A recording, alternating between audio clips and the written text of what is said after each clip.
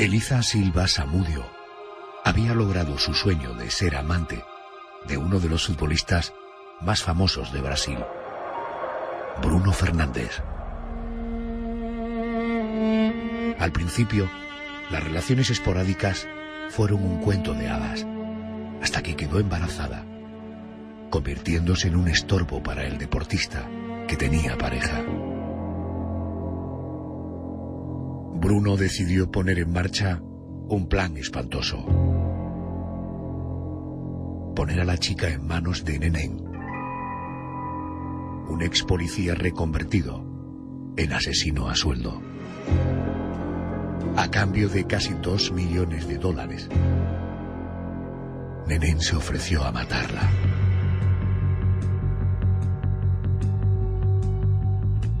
El mercenario ató a Elisa a una silla y le propinó una brutal paliza que la dejó moribunda. Después, la estranguló sin piedad.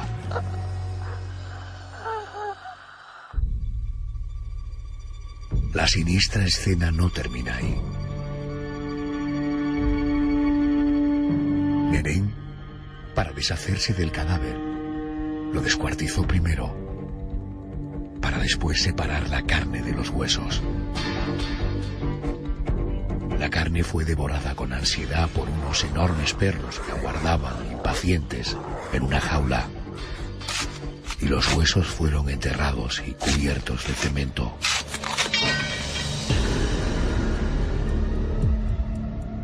Esta noche abriremos, además, expedientes como el del piloto Andreas Lubitz. En marzo de 2015, estrelló el avión que pilotaba en los Alpes franceses, matándose y matando a 150 personas.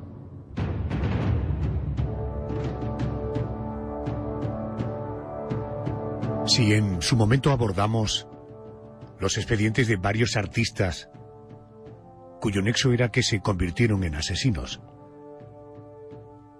esta noche vamos a bucear por los perfiles de dos personajes que también se mancharon las manos de sangre. Los dos profesionales reputados.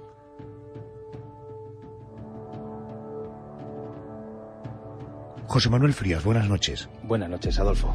Podríamos comenzar por el expediente más cercano en el tiempo. Un expediente que todos recordarán porque terminó con un avión estrellado en los Alpes franceses el 24 de marzo de 2015 y donde murieron 150 personas. Thomas Winkelmann, gerente de Germanwings. Ist 10:53 Uhr fue a las 10:53 auf einer Höhe von circa desde una 6.000 altura Fuß aproximadamente de abgebrochen. 6.000 pies cuando cayó. Das Flugzeug El avión ist dann verunglückt. impactó en el suelo. Das Flugzeug hatte, wie gerade erwähnt, Llevaba en ese momento 144 144 pasajeros, Germanwings Gäste und 6 Besatzungsmitglieder an Bord. Como siempre hacemos, buceemos en primer lugar en detalles de la juventud de este piloto, de Andreas Lubitz. Por ejemplo, sabemos que nació en 1987 en el municipio de Montabaur, en Alemania. Aunque su padre era ingeniero y su madre organista de una iglesia, pues Andreas sintió la vocación por pilotar aviones porque sus padres, fíjate qué curioso, solían veranear en el camping de un aeródromo y aquel muchacho creció viendo volar aviones. Dicen que a veces se quedaba extasiado mirando al cielo, viendo pasar los aviones. Es curioso, llamativo, que este aeródromo del camping del que me hablas además formó parte de su formación posterior, creo recordar. Se encuentra en los Alpes, el lugar en el que años después cometería este horrible crimen, ¿no? Efectivamente, de hecho, ese enclave concreto es un punto de paso en las rutas de formación, así que con toda seguridad lo sobrevoló varias veces antes de la tragedia.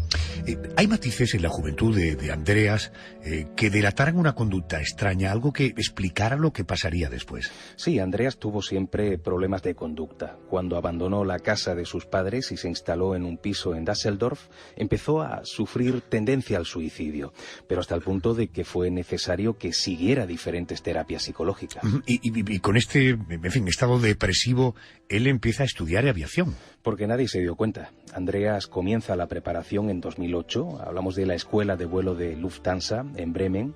Incluso pocos meses después hizo una pausa porque volvió a caer en la depresión y de nuevo sintió ese deseo de morir. Pero claro, de esto no se enteraron sus profesores. De hecho, él supera todos los exámenes y es admitido como piloto en 2013 por la compañía Germanwings, entre que ocultaba bien sus problemas mentales y que además no tenía ningún tipo de antecedente penal, no tuvo problema para convertirse en un piloto profesional de aviación.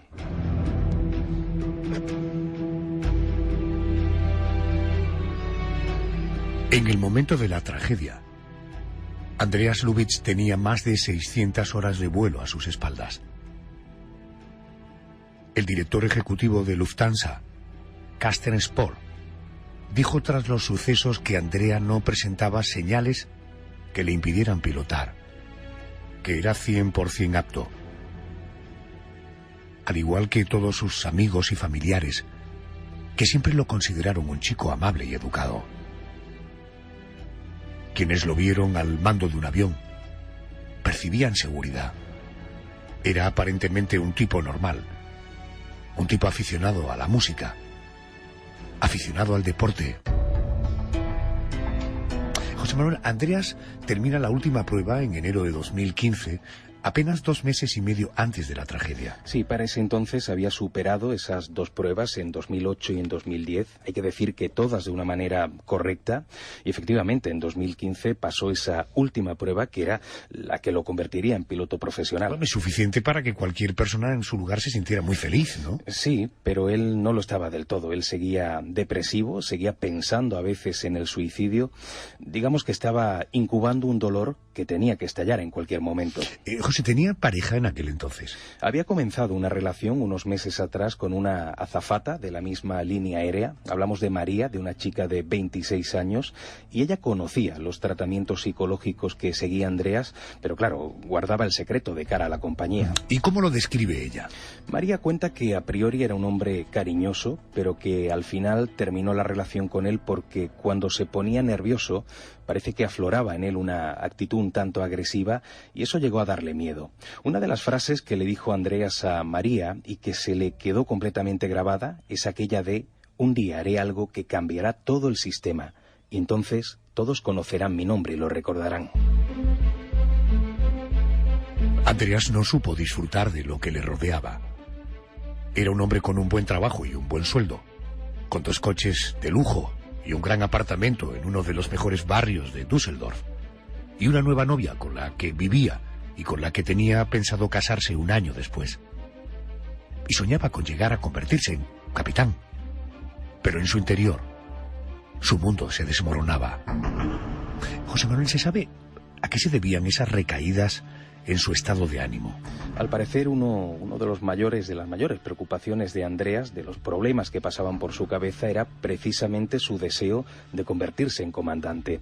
Él sabía que eso sería imposible si se mantenían sus problemas psicológicos, y el caso es que esos problemas iban a más. Por eso sentía que su vida se estaba viniendo abajo. Además, en junio tenía que renovar su permiso de piloto y tenía miedo de que descubrieran ese estado depresivo. Porque, o sea, se puede decir que Andreas no estaba capacitado para pilotar el día del trágico suceso, ¿no? Evidentemente no, ni por su estado psicológico, ni por la ira que empieza a gestar por aquellos días al intuir que tal vez podía ser despedido porque se acercaba una reducción de plantilla. Luego supo que en días anteriores a aquel vuelo había estado buscando en internet información sobre mecanismos de seguridad de las puertas de las cabinas de los aviones. Curioso. Hay premeditación en esto. Totalmente. Andreas sabía que aquel sería su último vuelo y además el de los pasajeros del avión que pilotaba. El 24 de marzo de 2015 se convirtió en copiloto del vuelo de la Germanwings entre Barcelona y Düsseldorf junto al capitán Patrick Sonderheimer, y era un vuelo con 144 pasajeros y 6 miembros de la tripulación.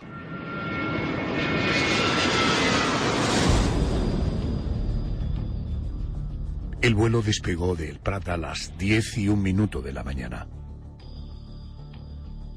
Cuando el capitán le dijo a Andreas que fuera programando el aterrizaje en Düsseldorf, él le contestó con un lacónico: vamos a ver. A las 10:29, el capitán necesitó ir al baño y dejó a Lubitsch a cargo de la cabina. Nunca más volvería a entrar, porque en ese momento Andreas Lubitsch aseguró la puerta desde el interior y comenzó a descender levemente el avión. Robin Brice, fiscal de Marsella. Accionó el botón para hacer que el avión perdiera altitud, por una razón que hoy desconocemos, pero que podemos interpretar como una voluntad de destruir el avión. José Manuel, supongo que a partir de ahí, cuando el comandante del avión no puede entrar, cuando él le impide entrar a la cabina, cuando empieza a descender el avión sin razón aparente, la situación se haría cada vez más tensa, ¿no? Efectivamente, hay que decir que Patrick regresa del baño y en ese momento se da cuenta efectivamente de que la cabina está cerrada y por más que golpea en la puerta, Andreas no responde. De hecho, la caja negra registraría el grito del capitán exclamando: «Por el amor de Dios, abre la puerta», mientras intentaba inútilmente echarla abajo de una patada, algo, por cierto, imposible. Además de eso, en la grabación se escucha la señal de alarma de pérdida de altura y las voces de los controladores aéreos franceses que estaban intentando contactar para ver qué estaba ocurriendo. Supongo que con toda esa movida en el avión, el pasaje ya era consciente de que algo estaba pasando, ¿no? Claro, date cuenta que el capitán Patrick estaba intentando abrir la puerta de la cabina, ya no solamente a patadas, sino también con un hacha, a la vez que estaba gritando de nuevo: «Abre esa maldita puerta». La caja negra siguió grabando la respiración tranquila de Andreas mientras el avión seguía perdiendo altura, hasta que a las 10:53 el aparato tocó la montaña con el ala derecha. Escuchamos de nuevo a Robin Brice. Se escuchan varias llamadas del comandante a bordo, pidiendo el acceso a la cabina de pilotaje, pero ninguna respuesta del copiloto. Al mismo tiempo se escucha también una respiración humana dentro de la cabina que se va a extender hasta el impacto final. Los gritos de los pasajeros sonaron aterradores en ese momento y aquellos son los últimos sonidos que quedarían registrados en esa caja negra. El avión se estrelló en los Alpes franceses, murieron todos sus ocupantes, que eran 144 pasajeros y 6 miembros de la tripulación. A partir de ese momento, la policía registró la casa de Andreas y confiscó su ordenador personal. No había nada que hiciera pensar en un acto terrorista. Todo estaba relacionado con sus problemas mentales y con el miedo a perder su trabajo.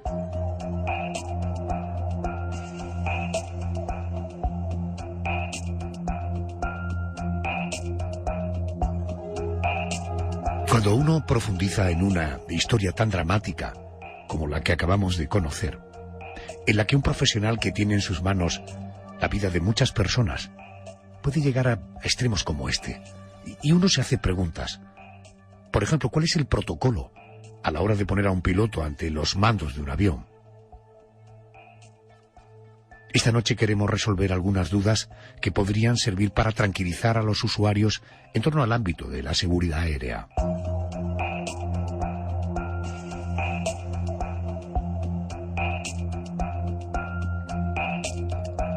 Nos acompaña Agustín Guzmán.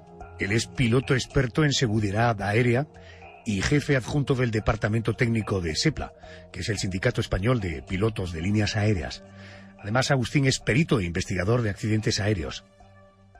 Señor Guzmán, muy buenas noches y bienvenido a COPE. Hola, ¿qué tal? Muy buenas noches. Oiga, ¿podemos apuntar ante todo que casos como el de Andreas Lubitsch, por suerte, se dan en pocas ocasiones, ¿verdad? Se dan en muy pocas ocasiones. De hecho, tenemos constancia de que ha ocurrido antes en la aviación. Incluso un año y medio antes ocurrió. Lo que pasa es que ocurrió en el sur de África, un caso muy parecido. En este caso, en vez del primer oficial, fue el comandante el que estrelló de manera deliberada el avión. Y bueno, en esos momentos no se entendió que había que hacer nada, aunque nosotros siempre decíamos que teníamos que mirar por la salud mental de los pilotos. Y bueno, cuando ocurre en Europa, en un trayecto entre dos países europeos, una aerolínea alemana, pues bueno, ya parece que por lo menos a nivel europeo se empezaron a tomar cartas en el asunto. De eso hablaremos ahora. Oiga, aquí en España, ¿qué tipo de controles tiene que pasar un aspirante a pilotar un avión? Pues tenemos tenemos que pasar muchísimos controles. De hecho, los test psicológicos y psicotécnicos es la base, ¿no?, de lo que en los procesos de selección que tenemos que acometer cuando queremos ser pilotos. A nosotros también se nos evalúa de manera anual, ya no solo nuestra capacidad psicológica, sino física. Y bueno, sí que hay muchas oportunidades a lo largo de nuestra vida aeronáutica, sobre todo ya cuando llegamos a la operación de líneas aéreas, para detectar cualquier tipo de anomalía. De hecho, Andreas Lubitz en su momento estaba detectado. Lo que no sabemos es cómo de alguna manera escurrió, se coló por las grietas del sistema. Uh-huh. En el caso de que se perciba algún tipo de problema de alteración de la personalidad de un piloto sin que se cuele por esas grietas del sistema, ¿qué medidas se suelen tomar?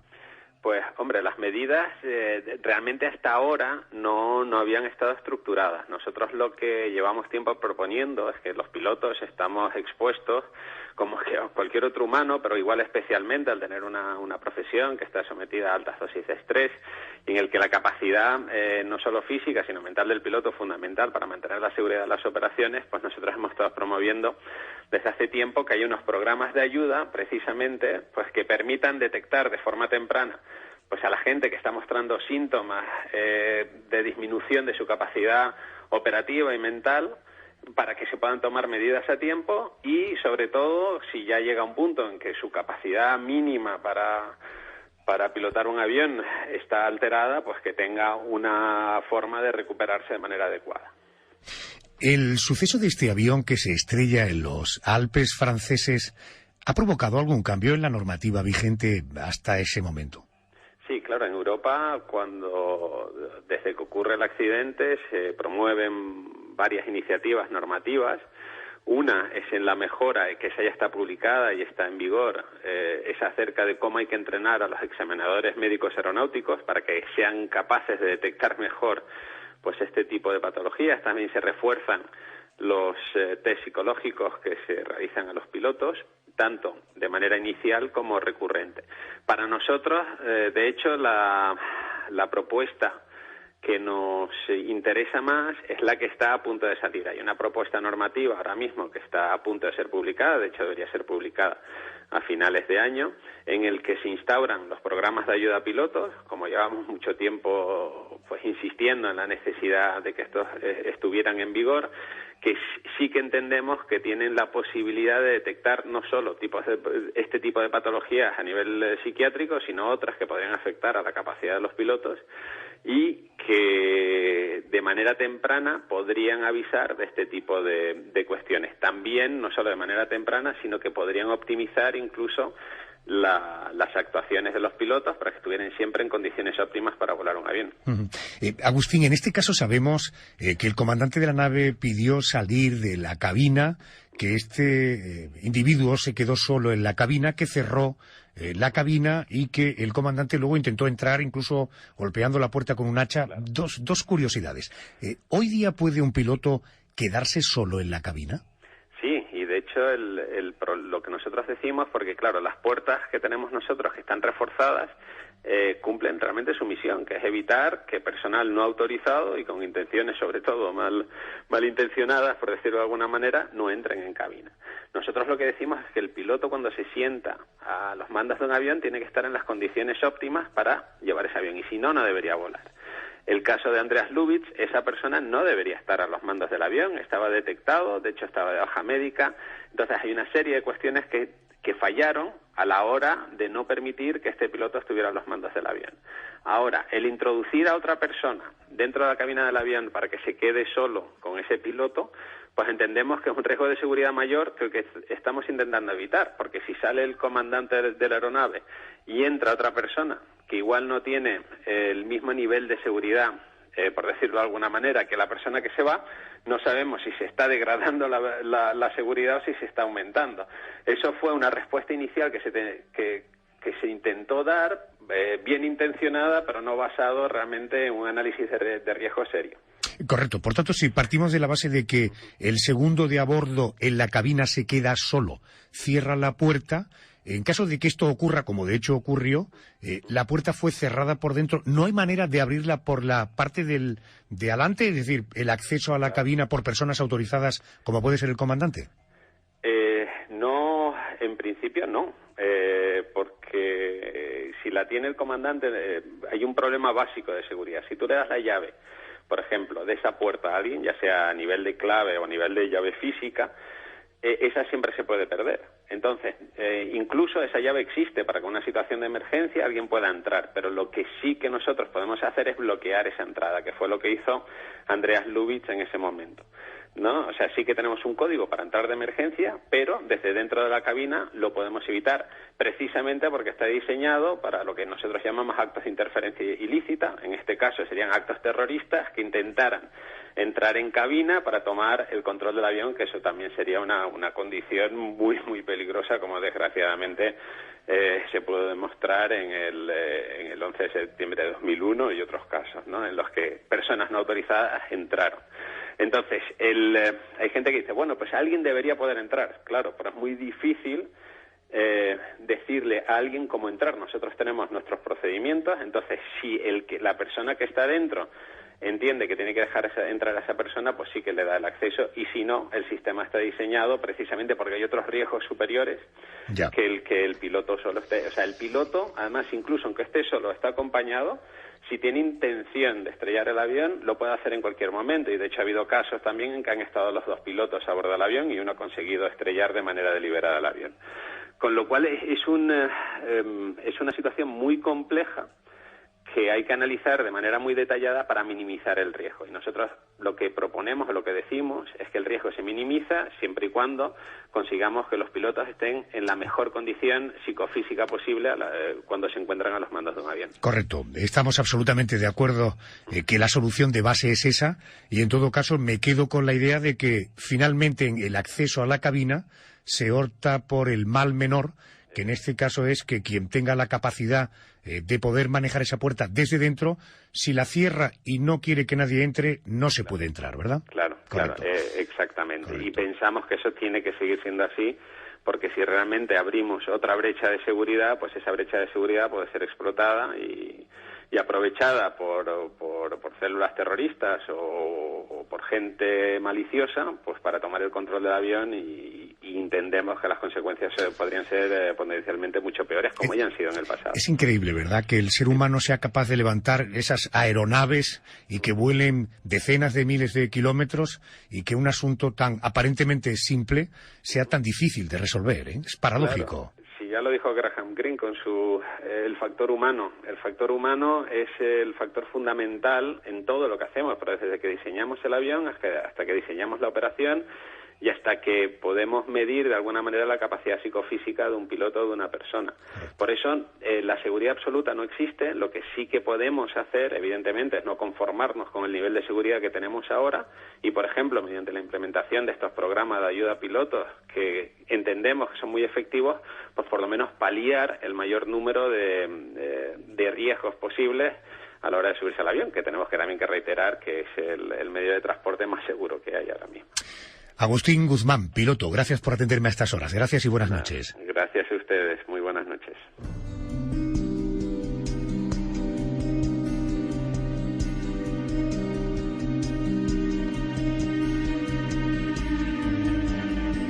Nuestro segundo expediente pondrá en el punto de mira a un jugador de fútbol, concretamente a un portero de la Liga Brasileña, que había sido parte del once titular del Flamengo y del Atlético Mineiro. Se trata de Bruno Fernández das Dores de Souza.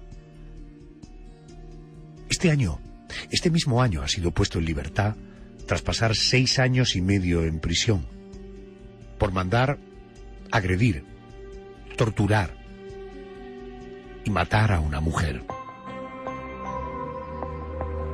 José Manuel, hablamos de un hombre que siempre ha estado vinculado al fútbol, ¿verdad? Totalmente, esa era su única vocación. Hay que decir que Bruno nació en Belo Horizonte, en Brasil, en el año 1984, y había nacido en una de las muchas familias marginales del entorno, y claro, eso provocó que viviera su infancia rodeado de miseria. Pero su talento futbolístico le llevó a ganarse la vida y a huir de aquellas situaciones donde el crimen era habitual. Yo no soy muy futbolero, en fin, casi que me gusta exclusivamente la selección nacional, pero este llegó a ser un futbolista, un portero muy aclamado. Sí, bastante aclamado. Él, una vez que ingresa en las ligas profesionales, empieza a ascender como jugador y en el 2006 formó parte de las filas del Flamengo, uno de los equipos más famosos de Brasil. De hecho, este equipo ganó el campeonato brasileño de 2009, en parte gracias a los buenos reflejos de nuestro personaje en la portería. Donde parece que no tenía tanto control era no solo en su vida personal, sino en su manera de relacionarse con las mujeres, ¿verdad? Sí, porque esa era otra de sus vocaciones, las mujeres. Aunque él estaba casado, tenía muchas amantes, cosa que además le resultaba bastante fácil por el hecho de ser, como hemos visto, un personaje popular, y participaba incluso en orgías en las que no faltaba el alcohol y las drogas. Aquí aparece la triste protagonista de esta historia, Elisa Silva Samudio, una joven obsesionada con los futbolistas, especialmente con los del Flamengo. El sueño de su vida era casarse con alguno de ellos, y con algunos había tenido apasionados romances. Elisa había ejercido como prostituta en numerosas ocasiones debido a sus problemas económicos, problemas que le acompañaban desde su niñez, cuando fue abandonada por su madre a los 5 años. Incluso había trabajado como actriz en películas pornográficas de bajo presupuesto. Ya tenemos a los dos personajes del expediente. ¿Cómo conoce Elisa al futbolista Bruno Fernández? Pues fue precisamente en una de esas orgías que los futbolistas brasileños organizaban. Se ve que Elisa asistió a una de ellas, allí conoció a Bruno y como él era por aquel entonces uno de los deportistas más populares del país, rápidamente quedó eclipsada y le propuso tener sexo. Esa misma noche se convirtieron en amantes y esa misma noche quedó embarazada la chica. Eso no fue una buena noticia para el futbolista, ¿no? Pues no, la verdad es que se preocupó mucho e intentó convencer a Elisa para que abortara. Incluso le dio a beber, sin que ella lo supiera, una sustancia abortiva, pero parece que no surtió efecto. ¿Y qué pensaba Elisa? Es decir, ella quería seguir adelante, se dio cuenta de que él había intentado, además de convencerle de que abortara, incluso que utilizara sustancias para provocarle un aborto. ¿Qué pensaba ella? Bueno, ella estaba, imagínate, súper feliz. Había conseguido uno de sus sueños, que era, si no casarse con un futbolista, por lo menos quedarse embarazada de un futbolista. Incluso le contó a una amiga que tenía la esperanza de que Bruno se divorciara de su mujer algún día y se fuera a vivir con ella y con el niño. El 8 de junio del año 2010, Bruno llamó a Elisa para decirle que iba a regalarle un lujoso apartamento y que un amigo suyo la recogería para enseñarle el inmueble. La chica, ilusionada, esperó la llegada de Luis Enrique Ferreira, alias Macarrón, uno de los mejores amigos del futbolista. Pero Bruno tenía otro plan en mente. ¿Qué buscaba? Pues buscaba secuestrar a Elisa, así que en el vehículo al que la chica se subió sin sospechar nada, iba no solamente el propio Macarrón, sino también el sobrino adolescente de Bruno, que estaba oculto en el maletero con una pistola en la mano. Este joven saltó rápidamente al asiento trasero en cuanto el coche se puso en marcha y apuntó a Elisa con el arma. Como ella hizo el intento de huir, él le golpeó con la pistola en la cabeza y en ese momento la chica se desmayó. Mientras tanto, Macarrón, con condujo hasta las afueras de Belo Horizonte, donde Bruno tenía una casa. ¿Estaba Bruno esperando en esa vivienda? Sí, pero él se marchó al poco tiempo. Él lo único que hizo fue ofrecerles, tanto a su amigo como a su sobrino, cerca de $2 millones si mataban a Eliza y la hacían desaparecer. Pero tampoco cometieron ellos dos el asesinato, sino que trasladaron a la mujer a la vivienda donde Marcos Aparecido, conocido como Nenem, un policía retirado, pues se encargaba de ejecutar a personas a cambio de dinero. O sea, un amigo, un pariente trasladan a la chica, de allí, además de darle un culetazo con la pistola, se desmaya, la llevan a un lugar, la trasladan, donde aparece en escena este Nenen o Nenén, que era una especie de mercenario, asesino a sueldo, ¿no? Las crónicas de prensa no hablan solo de muerte, hablan también de tortura. Sí, la chica tuvo que pasarlo fatal porque antes de matarla, Nenem, ayudado además por Macarrón y por el sobrino de Bruno, ataron a Eliza a una silla y empezaron a darle una paliza tremenda.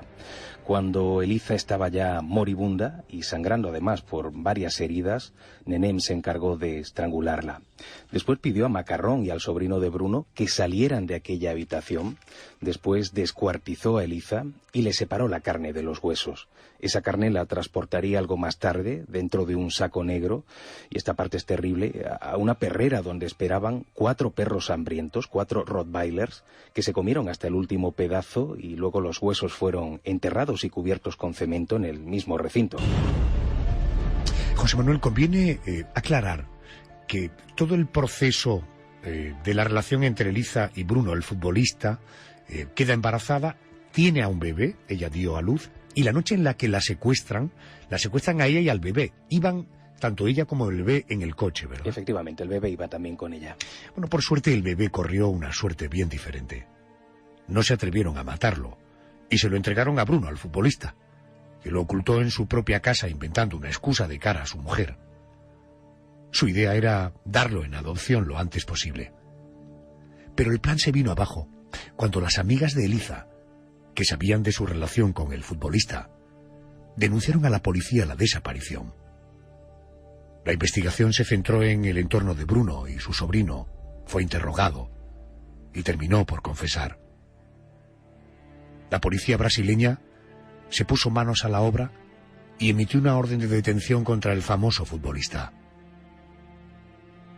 Supongo que siendo un tipo tan popular, fue razonablemente fácil dar con él. Pues no fue tan fácil, pero porque se dio a la fuga, pero finalmente terminó entregándose en la comisaría de Río de Janeiro.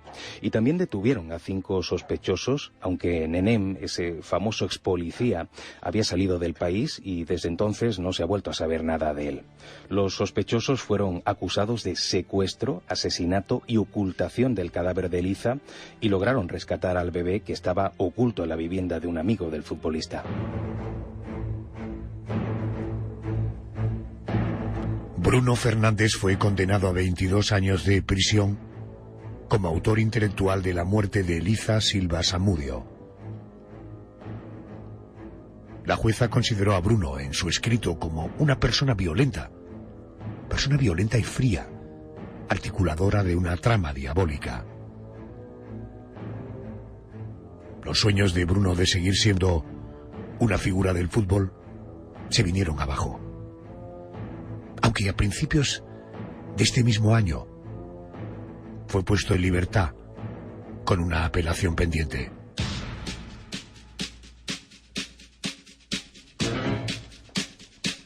Vamos al aspecto judicial de este caso, de este expediente. Juez Bernardo Pinazo, buenas noches y bienvenido a COPE. Bien hallado, buenas noches, Adolfo. Juez, ¿qué puede destacar a nivel judicial del caso de Bruno Fernández? Pues para mí, sin duda, lo que puede llamar más la atención es la participación de varias personas en la comisión del asesinato de la joven Eliza, ya que se ha podido comprobar que además del futbolista Bruno, pues intervinieron 3 personas más. Pues surge la interrogante de a quién se le debe de atribuir la responsabilidad penal del delito cometido. Esta pregunta tiene una fácil solución, ya que desde siempre la ciencia jurídica pues ha distinguido entre lo que es la autoría y la participación en un delito. Y dentro de la autoría, pues se distingue entre autoría directa, la autoría mediata y lo que es la coautoría.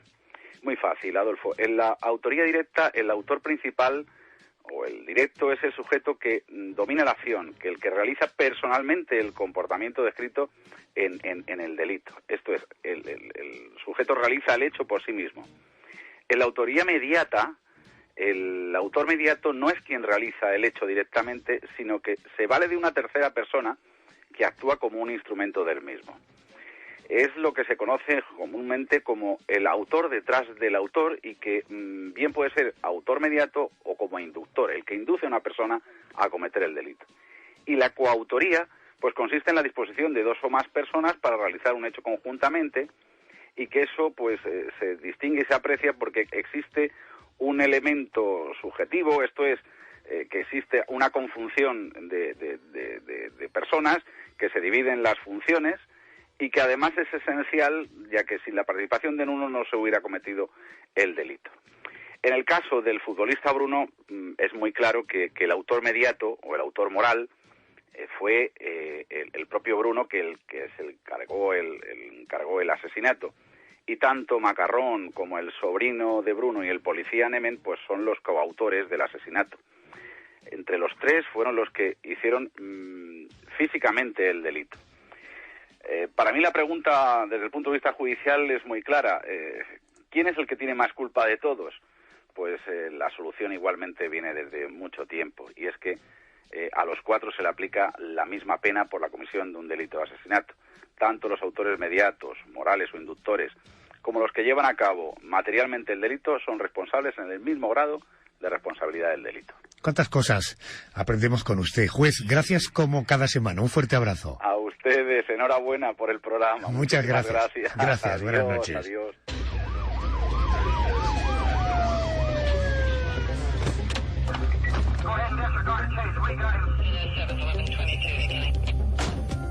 Nos ponemos en contacto con Enrique Vega, él es detective privado, director de seguridad, experto en criminología. Enrique Vega, muy buenas noches. Buenas noches, Adolfo. Bienvenido a COPE. ¿Cómo descubre la policía la trama del asesinato de Bruno Fernández? Mira, Adolfo, después de la desaparición de Elisa, la víctima, las amigas de esta denunciaron la situación a la policía y argumentaron que podía tener algo que ver Bruno en todo ello, ¿no? Ya que conocían dos datos importantes. El primero, que ella había quedado embarazada contra la voluntad de Bruno, donde incluso había intentado que abortara, y el segundo, que ella ya lo había denunciado alguna vez y por lo tanto comentado a sus amigas que Bruno era violento con ella. Aún así, esto solo pone en el punto de mira a Bruno, pero hacía falta mucho más para involucrarlo en el crimen que en ese momento aún no se conocía, solo existía el dato de la desaparición. La torpeza en el traslado de la víctima a una residencia del propio Bruno, a las afueras de la ciudad, siendo una persona tan conocida, y todo ello deja claro la inexperiencia y la no premeditación del asesinato. En ella se perpetra la primera parte del asesinato, el maltrato a la víctima, donde Bruno participa de forma activa. Es justo en ese momento donde unos vecinos de forma anónima denuncian la paliza que está aconteciendo en la vivienda y recordamos propiedad de Bruno, ¿no? Aunque Bruno se marcha poco después, este hecho y la demanda de paternidad, junto con los demás indicios que indicaban que tenía razones para atentar contra ella, suscita la petición al juez del registro del domicilio habitual y de algún otro segundo domicilio. En el registro de la vivienda encuentran prendas que pueden pertenecer a la víctima y encuentran pañales de bebé, algo que no debía haber allí, puesto que Bruno no había reconocido la paternidad y no tenía hijos de tan corta edad. La denuncia anónima de la que hablábamos, de la paliza a la víctima, hablaba claramente de 3 personas y en ella se hace una descripción clara de los 2 acompañantes de Bruno. De esta forma localizan al sobrino adolescente que es sometido a un largo e intenso interrogatorio. Y aunque en primera instancia confiesa que habían asesinado a la víctima, declara que no sabía cómo ni qué habían hecho con el cuerpo. Más tarde es sometido a nuevos interrogatorios donde podemos imaginarnos levemente la dureza que emplearían y el miedo que eso produciría al sobrino adolescente. Y es ahí donde termina confesando que habían llevado a la víctima moribunda a casa de su verdugo, que habían asesinado a Elisa y que lo habían hecho y lo que habían hecho con el cuerpo. La recopilación de pruebas, indicios y testigos forzosos interrogados sirvió para que en los distintos interrogatorios posteriores a los que se sometió a Bruno terminara confesando el crimen. Enrique Vega, gracias y hasta la semana que viene. A vosotros, hasta la semana. semana que viene. Gracias. Ahí queda clara cómo fue la investigación policial.